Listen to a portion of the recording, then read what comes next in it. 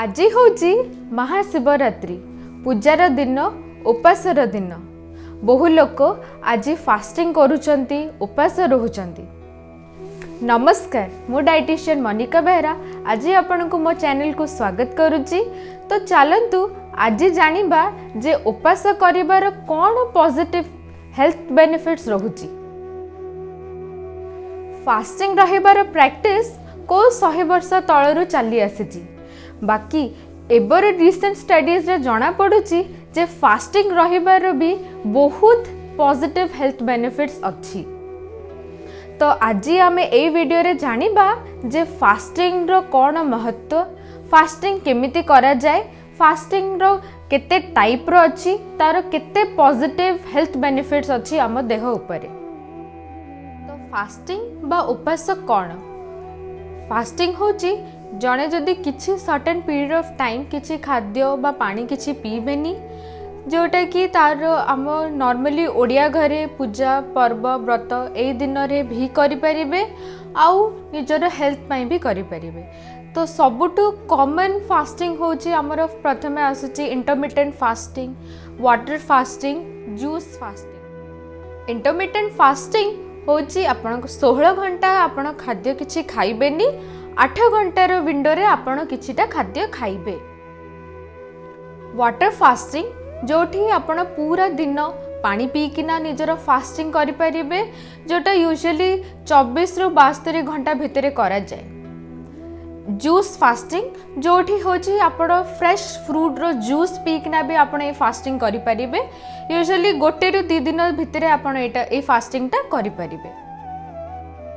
जेतेबेले आपण उपास बा फास्टिंग करूचंती तो सेई टाइम रे हमर देह गोटे स्टेट ऑफ कीटोसिस को पळे जाए, जोठी आपणकर देह रे थिबा चर्बी तरली की हमको शक्ति दिए, ना कि खाद्य रे थिबा ग्लूकोज।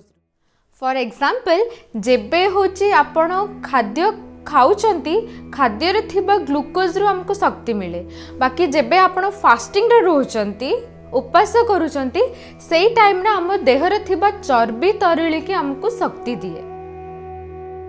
उपास बा फास्टिंग रो कौन हेल्थ बेनिफिट्स थाउची? सबुटो फर्स्ट होची वेट लॉस पई। जेबे आपण फास्टिंग बा उपास करूचंती तो सेई टाइम रे आपण कम कैलोरीज खाउचंती किंबा कैलोरीज इनटेक बहुत कम करूचंती, जो द्वारा आपणकर से वेट लॉस पई से हेल्प करे। आपणक देह रे थिबा इंसुलिन सेंसिटिविटी को से बढ़ाए। जदि आपणक फैमिली हिस्ट्री रे फैमिली रे डायबिटीज अच्छी तो आपण यूजुअली किछिटा टाइम पीरियड रे आपण फास्टिंग बा उपास करूचंती तो आपण डायबिटीज हेबा को निजठू प्रिवेंट करूचंती। आपणकर ब्लड शुगर को से कंट्रोल रे रखुची। जदि आपण को डायबिटीज अच्छी आ आपण उपास बा फास्टिंग थेरेपी को आपण यूज करूचंती तो आपणकर ब्लड शुगर को से नियंत्रण रखिया पे से हेल्प करे। देहर अन्य अन्य रोग हेबा पे दिएनी। जेबे आपण फास्टिंग बा उपास करूचंती आपणकर पुराना बा डैमेज सेल को से भांगुची बा नुआ सेल्स क्रिएट करूची, ब्रेन फंक्शन को बढ़ाऊची। उपास बा फास्टिंग करला टाइम रे से आपन को ब्रेन फंक्शन को एक्टिव करूची, बढ़ाऊची आउ अन्य अन्य न्यूरो प्रॉब्लम थारु से आपन को कमोची, जेमिते पार्किंसनिज्म डिजीज, एल्जाइमर डिजीज ए सबठो आपन को प्रिवेंट करूची। तो बंधुगण आज आपण जानिले जे फास्टिंग बा उपासर भी आम देह रे केते महत्व अच्छी। बाकी सबुठ इम्पोर्टेंट होची आपण निज डॉक्टर बा डाइटिशियन सहित कंसल्ट करंतु, आपणकर निज हेल्थ कंडीशंस उपरे जानंतु, तापरे जायकी फास्टिंग बा उपासर थेरेपी को आपण निज लाइफस्टाइल रे ऐड करंतु। मो चैनल को लाइक, सब्सक्राइब और शेयर करंतु। जदि आपण चाहूचंती मो मते रीच करिबा पई तो मु इंस्टाग्राम रे डेली अपडेट्स दिए, पर्सनल कंसल्टेशन दिए, डाइट प्लान शेयर करे। जदि आपण चाहूचंती मो तळे दिया जाइथिबा लिंक दे देबी निजर इंस्टाग्राम पेज को, आपण सेठी फॉलो करंतु।